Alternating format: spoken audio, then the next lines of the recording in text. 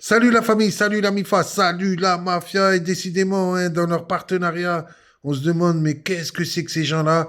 Andy, mais pas que, donc une association qui est censée aider les handicapés, mais ils choisissent quel handicapé aider. Et franchement, dans leur team, hein, avec Sophie, hein, donc c'est vraiment une pourrie, quoi. Parce qu'elle accepte la pression qu'ils ont mise sur Jocelyne. Alors pour ceux qui connaissent pas Jojo, Jojo, c'est une femme que j'ai sauvée en 2017. Ils vont oser dire ces ordures que finalement j'aurais voulu la pousser par la fenêtre, que je l'aurais tapé dessus. Vous avez eu les témoignages de Jojo qui dit le contraire. Elle a toujours fait depuis qu'on est amis, depuis 2017. Plusieurs fois, elle est intervenue sur la chaîne pour dire que les gens racontaient un ramassis de conneries. Mais ce qui est grave de la part de Bruno, qui avait donné le numéro de téléphone de Jojo bien en amont d'avoir déjà donné toutes nos affaires, mais c'est qu'en fait, Patrick, donc l'ami de Sophie, la vice-présidente d'Andy, mais pas que, a contacté Jojo, a fait pleurer une handicapée mentale de 64 ans. En plus, a contacté sa curatelle pour qu'on n'ait plus aucun contact avec Jojo. Mais faut se demander, est-ce que ça bénéficie à Jojo? C'est Jojo qui est importante dans cette histoire. Et je peux vous dire que tous mes amis, tous ceux qui me connaissent, tous ceux qui ont vu un jour Jojo, qui l'ont entendu au téléphone, Jojo, elle est catégorique. Elle appelle tous les jours, tous les jours, tous les jours.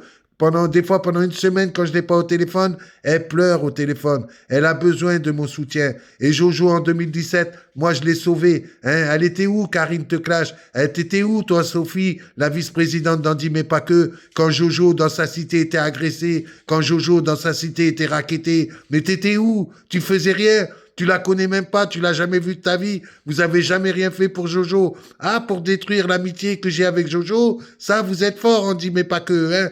Mais par contre, pour la soutenir, une femme handicapée avec tous les malheurs qu'elle a eus, hein, qu'est-ce que vous avez fait? Elle avait perdu ses parents, son ami, hein, dans la même année, en 2017, quand je sors de prison. Moi, je l'ai aidée. Moi, j'ai été dans sa cité la chercher quand elle voulait se jeter par la fenêtre. Et vous osez dire que moi, j'ai voulu la pousser par la fenêtre, que j'ai voulu que je l'ai tapé dessus? C'est des mythos, c'est des mensonges, c'est que des dénonciations calomnieuses. C'est la honte pour toi, Sophie. Mais avocate du barreau de quoi? De quel barreau? Hein, le barreau que tu te fous dans le huc, oui. C'est ça ton barreau, oui. Parce que franchement, t'es une avocate. Mais j'ai jamais vu une avocate aussi pourrie que toi, hein, sans prendre à Jojo. Et toi, Bruno, d'avoir donné son numéro de téléphone, tu vas en payer les conséquences. Je peux te dire que déjà, à cause de toi, ils ont mis l'adresse de Pat de Mars. À cause de toi, il y a des gens qui ont eu des malheurs. Mais ça, tout ça, tu vas le payer, Bruno. Tu crois que tu peux faire comme éternellement des sales coups et que tu vas jamais payer, Bruno? Ce que vous avez fait à Jojo, c'est horrible,